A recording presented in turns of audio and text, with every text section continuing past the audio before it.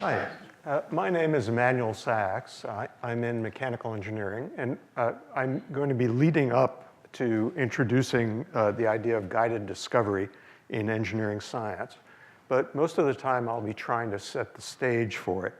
So what I'll get to in the end is, here I am. You'll see me in the lobby of Building 13 selling my wares. It'll be a soft sell, but I'll explain what this is about.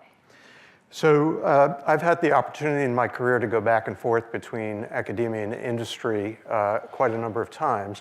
And I've tried to make observations, and sometimes they're so clear they just present themselves, about differences in approach, in what material actually proves to be useful in the field and what not, mindsets, how you think about time, all those kinds of things. And probably the most powerful observation that I made most recently, I spent 7 years as CTO of a startup, is concerns the fact that individuals, engineers, are quickly pigeonholed as either analysts or they would call themselves designers, synthesizers.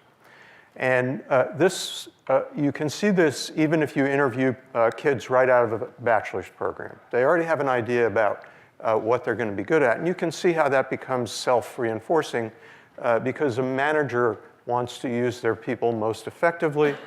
And so they'll say, okay, join this multifunctional team and you're the analyst. And of course, that's a relief to the person who thinks of themselves as an analyst because they don't have confidence in themselves as a designer. So that's industry's solution, is these multifunctional teams. But we all know that teams, there's a real issue with communication, both in terms of are you actually talking about the same thing, and also especially about how often you get to communicate. That is, maybe once a day, sometimes not even that often. And that leads, in my observation, to projects going off the rails in some very predictable ways. And they often have to do with time. And so the designer will be busy plunging into perhaps the first concept that they came up with, because the designer is not so good at doing the first order analysis. Meanwhile, the analyst is maybe a little bored by the first order analysis, and they're trying to get ready for the third order analysis, which will certainly be critical to the success of the technology in a few months. But really what the designer needs to hear is that this is really not a good idea. You should go back and come up with something else. And there are other patterns that take place. But what I also note, and I think we all know this, that the best engineers can do both analysis and synthesis. And they know when to switch from one mode of thinking to the other. And therefore, since it's all happening in the same head, they can complete a cycle around the synthesis analysis loop very quickly. In fact, sometimes in seconds. And that is why that is the power that enables a great engineer to accomplish what 10, 100, 1,000, I don't know how many average engineers would be able to accomplish. And in my view, our primary goal as educators should be to get our students on a path that they can grow into becoming great engineers who can do synthesis and analysis and know how to move back and forth between them. So I call it the artful interplay of synthesis and analysis. And the terms synthesis and analysis, we use them all the time. They're Greek and Latin in their origin. Immanuel Kant introduced the concepts of synthesis and analysis in terms of the nature of a philosophic argument. And there's quite a lot of overlap with how one thinks about it in the engineering sense. So there's really nothing new here. And perhaps there's a tiny bit of new about this concept of the artful interplay. And I'm convinced that that is the most artful part of engineering. There's art in every aspect. You can do analysis artfully. You can do synthesis certainly artfully. But all you have in the interplay is art. There is no science there yet. So my argument is that this is the core of what we should be teaching, and furthermore, that this is the core of any human creative activity, and that makes it all the more powerful that we should teach it. But what makes it engineering, then? Well, you'll notice math and science don't appear yet. And so I put math agents, science agents, and something I called resource agents outside.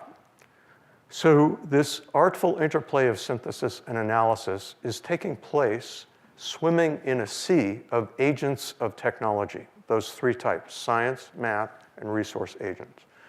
So the science agents and the math agents are the things that we're all familiar with, and those are the things that we cover in most of our curriculum, it turns out, as you know, is spent covering those. Resource agent means anything that's been engineered before. So this could be a part I buy out of the McMaster car catalog. It could be a snippet of code that I download from the web. It could be a whole machine that becomes a subsystem in the larger system that I am designing. So it is a resource to me. So this is not the whole framework, but this is as far as we need to go in these nominal 7 minutes. And the question then is, what does this say about how to change pedagogy? And I'd like to talk about two, and you see there are some there that are grayed out. The two that I'd like to talk about are that normally we teach math and science so that we can use them in analysis. But they are vital in synthesis, and we need to teach them so that students can use them in synthesis. And you think about science very differently when you're synthesizing with it. You don't think about it in equations, generally speaking. That's not always true, but generally speaking, it is true. Abstraction and modeling should be more heavily emphasized, especially estimation and first-order modeling. So, because those are intimately tied with how you use science agents for synthesis. So that's what gets me to the specific method that I'll talk about, and I just have one or two more slides, and then hopefully you'll stop by in Building 13. So what I mean by guided discovery is that the goal is to have the students discover the physical principles. And the reason for that is so that they create their own knowledge scaffold and hopefully remember it. Hopefully, those scientific principles then become ingrained in them. They become second nature. And then you can use them in synthesis. If they're not at that level, you can't use them in synthesis. You can only use them in analysis. So the target are concepts which seem difficult to communicate by other mechanisms, by all the things that we normally do. And the ideal preparation of the students is none at all. So I don't want the students to have had a lecture or watched a video on this, or to have read anything, or to know anything. I want them to discover it, as I tell them, as if they are the first human beings to be creating this piece of human knowledge. The students work in pairs, and each pair of students gets a piece of hardware. And there are challenges. So a challenge runs like this. The handout will say, in a moment, you're going to pull, push, twist, whatever, and until this dimension becomes longer by this much, something like that. But before you do that, predict what you think is going to happen. That is, dimension whatever becomes how long, or this shape turns into what shape, or you end up with this much force on this part of it and that much on that, whatever. So make your prediction and write it down, but also write down your reasoning, which is to say your model. Then go ahead and pull, push, twist, whatever, and make observations and measurements and compare them to your predictions and reconcile any discrepancies. So that's, of course, the key. So ideally, I think, between a third and half the time, there will be meaningful discrepancies, which is to say that the student's model was wrong. So probably not all the time, because that's probably frustrating. And if it's too infrequent, it's probably boring. So there's some sort of optimal there. But that creates the cognitive dissonance that wakes people up and causes them to create a new model. And that leads to long-term memory, or at least it has the potential to. So the discrepancy might, an obvious answer, and you get this a fair amount, is, well, there's measurement error. Or, it's not really that different, it's close enough. And so then you have opportunities to talk with the students, one-on-two. Well, what do you think the measurement error is? And, well, what makes you say that's close enough? What would be not close enough? But then you get to the heart of the matter, which is to rethink the model. And that's where the gold is. And finally, the challenge is finished with a group discussion where you try and bring it together. And then you repeat with a new challenge, typically in an hour-and-a-half setting 3 times. So each one is 20 to 25 minutes long. So that's the idea. And what you see here on the left, the one that's standing is designed to have the students understand deeply what a moment or a torque is. So forces are fairly intuitive in our daily experience. Moments and torques are not.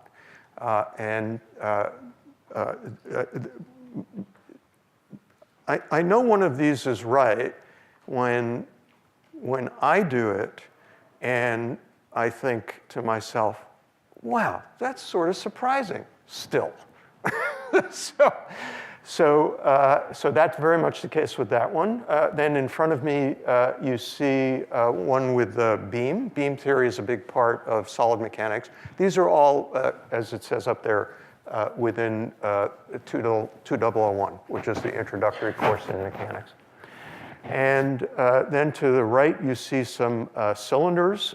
Those are rubber, as are the beams, so you can distort them and make observations. So the idea here is human observable, a minimum of measurement needed, and a minimum of electronics, none in these cases. And on the right is a piece of rubber with markings on it where you stretch it in one axis or biaxially and learn about concepts like Poisson ratio and Hooke's law and generalized Hooke's law. So that's the idea. Hope you come by and happy to take any questions.